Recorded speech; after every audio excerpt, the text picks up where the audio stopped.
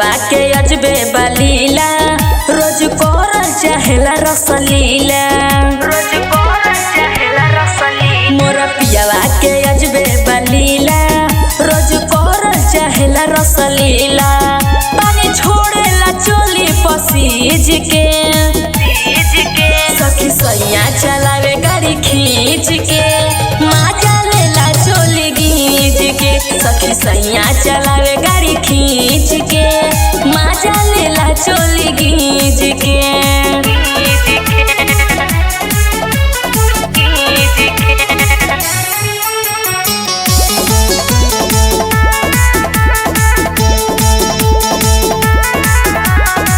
चली जब गाड़ी से साड़ी फहरे सैया के दिलवा में योगिया लहरे सैया के दिलवा में योगिया लहरे चली जब गाड़ी से साड़ी फहरे सैया के दिलवा में योगिया लहरे रोज खाए चाहे मोरा चीज के सखी सैया चलावे गाड़ी खींच के माजा लेला चोली गींच के सखी सैया चलावे गाड़ी खींच के माजा लेला चोली गींच के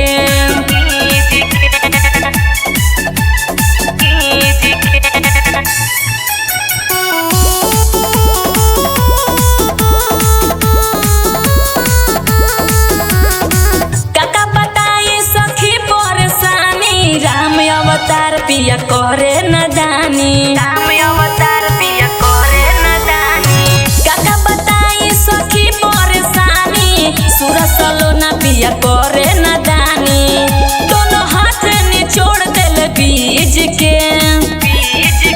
सखी सैया चलावे गाड़ी खींच के माजा